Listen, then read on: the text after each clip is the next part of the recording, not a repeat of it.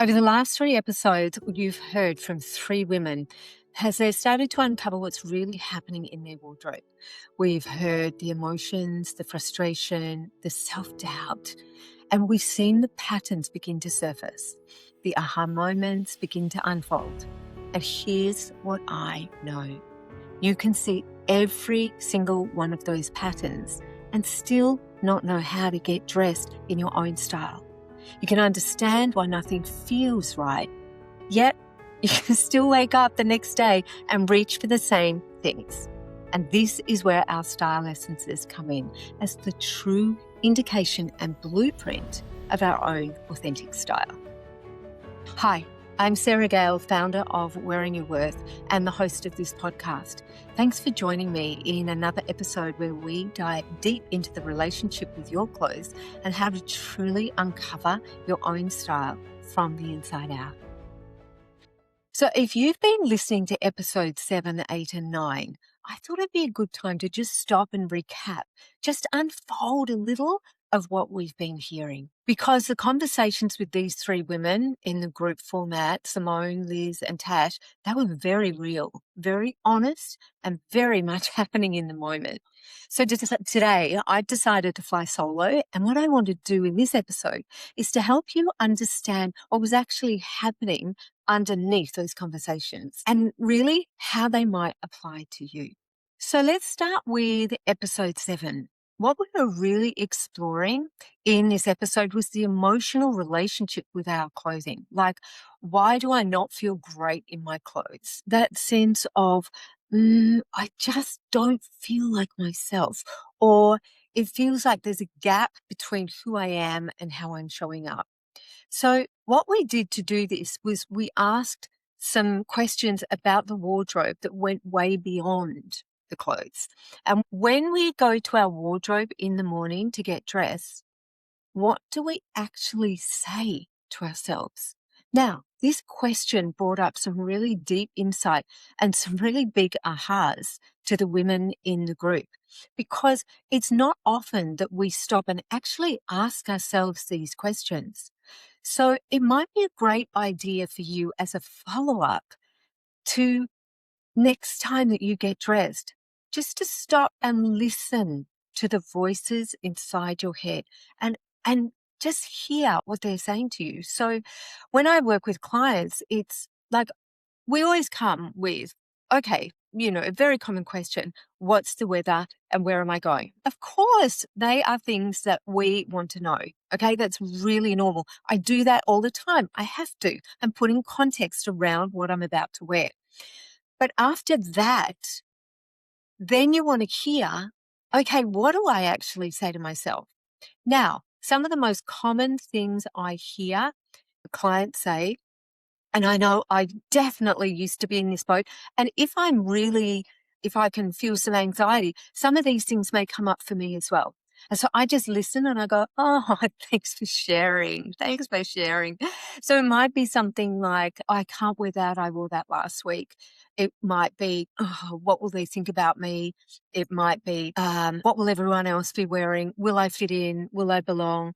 I often hear a lot of dialogue with my clients around their body, right? And let's face it, in society these days, as women, the talk and dialogue around our bodies is it's extreme, right? And we're indoctrinated to think that there is a particular way our body should look to feel okay. And I'm here to tell you that your body is beautiful just the way it is. I'm such a firm believer that as we really come into ourselves and really start to treasure ourselves inside, that really goes a long way in us accepting and loving our body just as it is. And the reason I know that we're so indoctrinated is this. I work with clients of all shapes and sizes, and it doesn't matter what color our skin tone is, our hair, our eyes, what different shapes our bodies are. It's the dialogue from each client is often very, very similar. And that's why I know this is as much a systemic and societal adoption that we've taken on inside us than any kind of truth that is really deep within us. So I'd love to hear in the comments if you do go through that narrative of what that brought up for you. One of the things that you might hear is you might hear yourself judge yourself. And if you do, here's the thing. We don't want to judge our voice. I mean, my goodness, that's a double whammy, right? We don't want to judge ourselves for judging, because all we're doing here is we're listening with such compassion about what are those voices that have been in my head like white noise that I never heard before, and that are actually dictating what I'm wearing on a daily basis without me even knowing. Because what we're in episodes 7, 8, and 9, what we've been doing is we've kind of been excavating to see what's actually driving our clothing choices that is bringing us the angst and insecurity and indecision and that overwhelm and frustration in our wardrobe.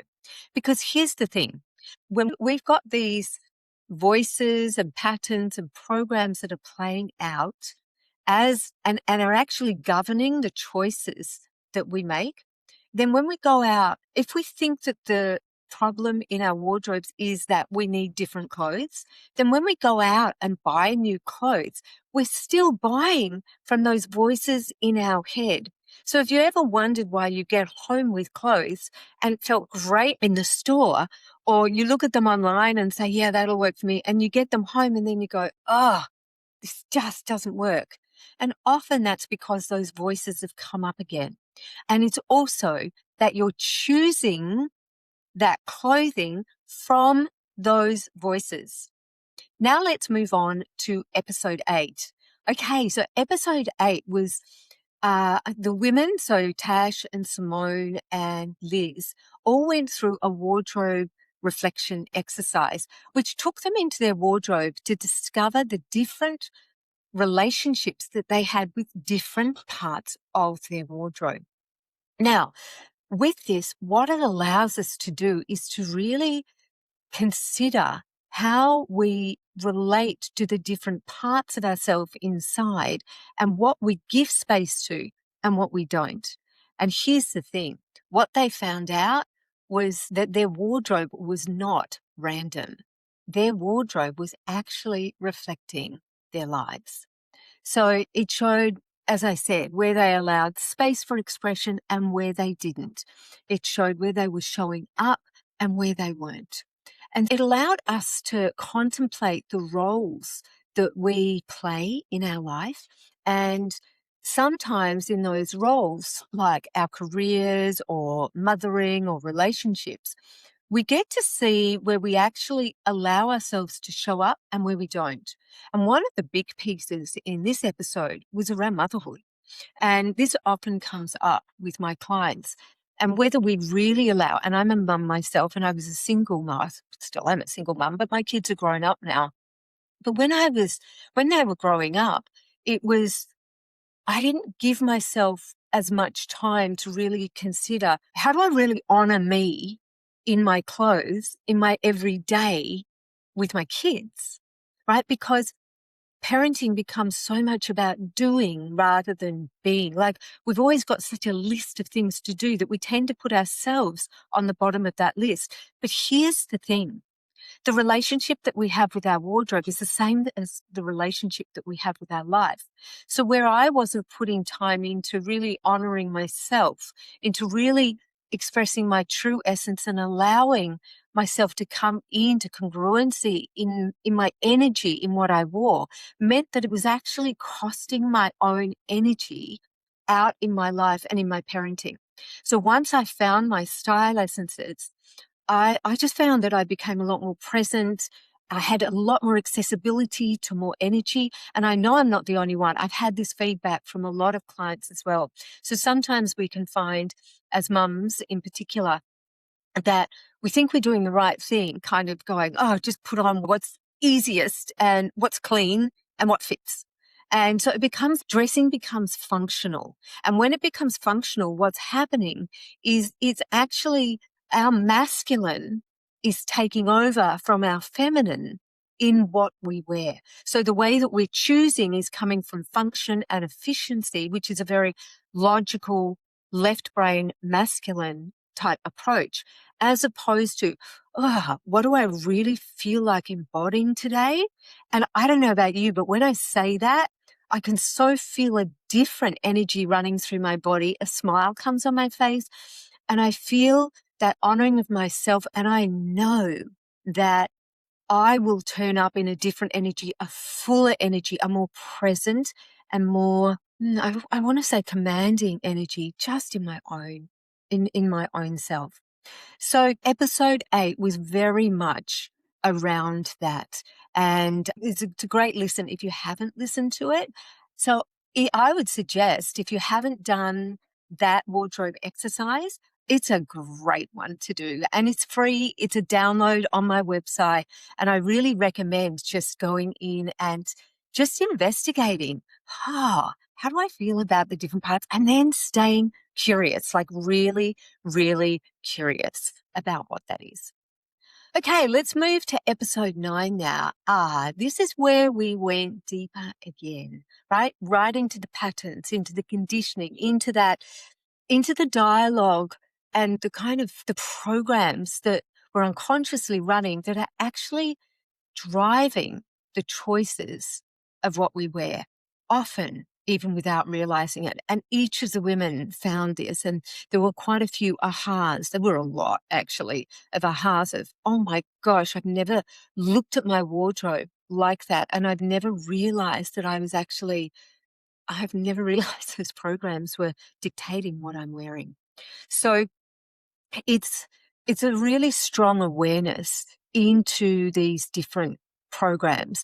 And some of these patterns, like we could see the program first, and then through the women we saw the evidence that they gave, and then we could feel that shift, even just having a moment of seeing themselves within what was happening in the program. And you know, those beautiful moments where you go, oh my gosh, yes, I do that. And I never realized I do it.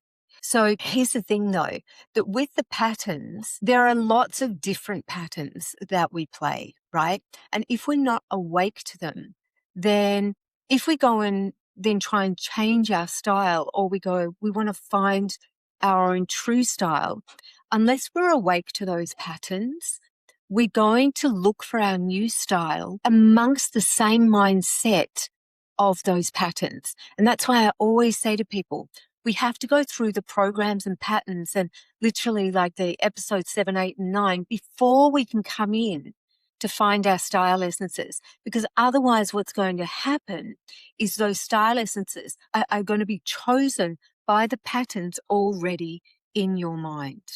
So that's why we go through this process. So let me take you through a few of the most common programs and patterns that I see in my clients' wardrobes. And maybe you can see yourself in some of these patterns as well.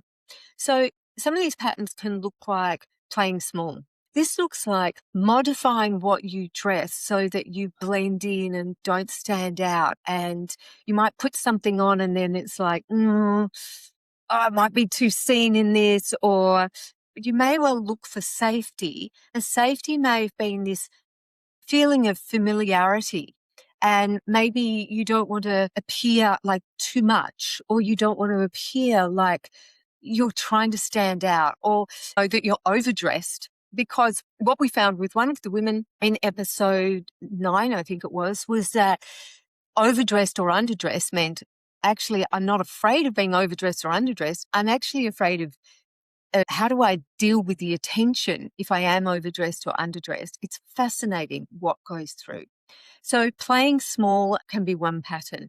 Another one can be hiding. Now, we can hide in our clothes in a couple of different ways.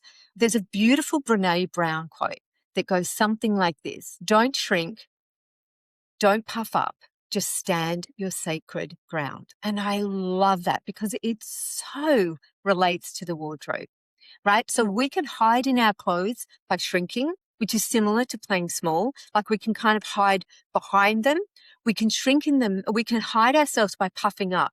So we wear what we think is going to make such a statement that people will respond to us. Now, How we know that that's not necessarily the true us choosing our clothes, but it's more of our egoic self, is that what's happening is it's very externally focused. It's about what we think other people will think of us rather than what really feels like me today. There is nothing wrong with standing out. There is nothing wrong with going in with boldness. I have a bold, one of my style essences is bold, right? It's true to me. But if we're doing it, or if I'm doing it, which I used to in the past, I used to misuse it. If I'm doing it out of I want to be noticed by these people and, hoping that I will get validation through that, then that's where we want to kind of stay very curious about what that hiding and using our clothes as a guard is. Another pattern that can come up a lot is around avoiding feeling like we're too much for others. And I can have this if I'm heading to environments or groups of people that maybe I haven't seen for a while and I feel like I've really come out of my shell. And so my dressing will be reflecting that. But I can find myself kind of going back into, oh, can I do this? Can't I do this? I had an experience the other night, which I was just about not to share, but I'm going to share that I went to a school reunion and I could notice I hadn't seen anyone for years. I could notice that I wanted to kind of dull myself down because I wasn't certain that it was okay to be in my boldness in that. But every time I dulled myself down as I was getting dressed, the energy just zapped out of me. And I actually then didn't want to go. So once I got dressed, I put my 3 style essences on. All of a sudden, it's like the sense of anxiety I had about going turned into excitement. And I was just like, oh, I feel so at home with myself. I'm so looking forward to going. And I felt so grounded and centered. And my intention to go, because I felt so connected with myself, was just to go and, spread love. And I went there and I hugged people with more love and I listened from a more centered space. And I spoke about things that I'd never shared before in that group. And that's because I really honored the truth of me within what I was wearing rather than giving over to the patterns that wanted me to kind of tone myself down. Another pattern, we can use our clothes as armor. And I kind of touched on that with the puffing up, but sometimes it's also in the workplace. I see this a lot as well. And it's almost like, especially in corporate, where we can go in and really armor up in our masculine, in suits and very structured clothing. And clothing, it doesn't actually even matter what it is. What matters most is it's clothing that we think that will create a guard and that no one will see through to who we are. Now, when we do that, the problem is that often what happens is we disconnect from who we are. And this is what I know. When I go in to a business meeting, when I go in to lead a team, when I go into any kind of business environment, as long as I'm in my essences, I can really command the room. But if I'm not in my essences, I will move more into demanding attention. And it's subtle. It's very, very subtle, but my energy is not as congruent. So that's where the style essences, like work-wise, my gosh, they are a flipping game changer because we're not playing our patterns and our programs anymore. We're really grounded in who we are. Now, another pattern or program that you might find that you're playing in your wardrobe is defaulting to comfort. Now, I have nothing against being comfortable in my clothes, right? Nothing. But here's the thing. Comfort isn't necessarily comfort. It's more familiarity that they're defaulting to. And they may talk about physical comfort in their clothes, but actually, when I ask them about emotional comfort, are you feeling comfortable really in yourself? They shake their head and go, no, I just, no, I'm not. So it's a piece that comes up so often and it actually holds us back a lot. Nothing wrong with comfortable clothes, but when comfort becomes our major discernment for what we're going to wear, we're actually bypassing our essences and going into a functionality and a practicality. Let me just touch on 2 other patterns: dressing to fit in or to rebel. This is a big one. And I'd like you to think about rebelling and fitting in being the same the same pattern, just different polarizing ends. Imagine a piece of string and you're holding one end and the other end. And one end is fitting in and the other one is rebelling. And the reason it's the same piece of string is because fitting in and rebelling is all about external referencing to the outside. Will I fit in with them? Will I be different to them? And when we do that, we've taken ourselves outside of ourselves and we lose connection with self because we're wondering, how do we connect with others? And my experience in my life and with my clients is when we connect with ourselves, we just connect with the other people as well. And the last one I touch on is dressing to impress rather than to connect. It was a great segue because it's the same thing, right? People say, dress to impress, just fake it till you make it. I am not up for that, and I'll tell you why. Because when we fake it till we make it and dress to impress, most of the time what we're doing is we're actually saying, who do I need to be for this crowd? And of course there are dress codes, say in workplaces or functions and things like that. But with your style essences, you can use those style essences in any dress code, in any, whether that's function, whether that's work, it could be date night, whatever the appropriateness is. We want our style essences work for each part of our wardrobe. So we're constantly coming back to that internal referencing. And this is the difference in finding your own style with your style essences rather than having someone else tell you, oh, this would look great on you, wear that. Because that's just coming from their style essences and it's not yours. And we want to stay really true to us because what happens is it shifts our energy. And you may have heard in episode 7, 8, and 9 where an aha would happen and then all of a sudden it's like, oh my gosh, I so get that. And in the next couple of episodes, you're going to hear this even more because we're going to go to some episodes, one-on-ones, where I interview Tash and Simone after they've gone through a one-on-one wearing your worth session and found their style essences. And we're going to listen to what unpacked for them in that particular session and how that related to what they were wearing and how that shifted their wardrobe and what are the shifts that's happened alongside that. So now let me get to your style essences and what these style essences actually are. So we all have 3 style essences. And those style essences, it's not 10, it's not 1, it's 3. So your style essences are 3 creative characteristics that are completely attuned to who you are. And when we put those 3 style essences in the one outfit, oh my gosh, it's like it completely creates your own unique expression. Right? It's like people say to me when we uncover them, because they're not something, the style essences are not something that you choose. There's something that you uncover. And we do that by unfurling the programming and patterning first. And then they literally show themselves to us through this process. And when you uncover your 3 style essences in an outfit, it's like kapow. You have such clarity, such presence, such certainty. And it's just like you feel like yourself. Like most of my clients just look at me and this different look on their face comes. They say, oh my gosh, I've just never felt more alive in my clothes and my skin before. They feel so beautiful from the inside out. They often say this, oh, I'm home. And that's how I feel when I get dressed in them as well. It's really, really beautiful. So that's what we're going to be talking to Simone and Tash about in the next episodes. And these essences, one of them might be really obvious to you, and maybe you're already defaulting to one essence in things that you wear, and it might be something that you already define your style by. But the problem is, if you've only got the one, it's going to be overplaying.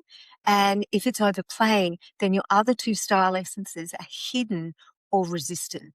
And you're going to feel it, right? What that feels like when you don't have your 3 style essences on is you feel flat, you feel bored, you feel drained, you feel disconnected, you feel uninspired. You don't feel good in your clothes. And so what often happens is what we try to do is we try to fix that by adding more clothes because we think it's about the clothes. But it's not a quantity problem. It's an alignment problem. So as I said before, if we go out trying to add new clothes to our wardrobe from that kind of mindset, we're going to be buying the clothes from the mindset of our conditioning and our patterns, and it just keeps adding to the problem rather than solving it. And so pretty much episodes 7, 8, and 9 have been showing us everything that's been sitting on top of our essences. And next, we're going to start to move underneath that so that we can find and really see and explore the style essences. The next episodes, we're going to speak to Tash and Simone about their essences and the shifts that that has made and how they're using it on a day-to-day basis in their wardrobe. Because when we do that, it's where we move from awareness into embodiment. And that is where the real power of this work is. It's discovering that finding your own style is not about changing your clothes. It's about understanding what part of you has been choosing your clothes and then discovering who the true you is underneath that and how that true you really wants to express. So thanks so much for listening. I'd love to hear what resonated for you in this episode. So feel free to share with me. And if you enjoyed the podcast, please subscribe, show it some love, leave a 5-star review and a comment. I would love to hear what's happening in your wardrobe. And I look forward to seeing you in the next episode.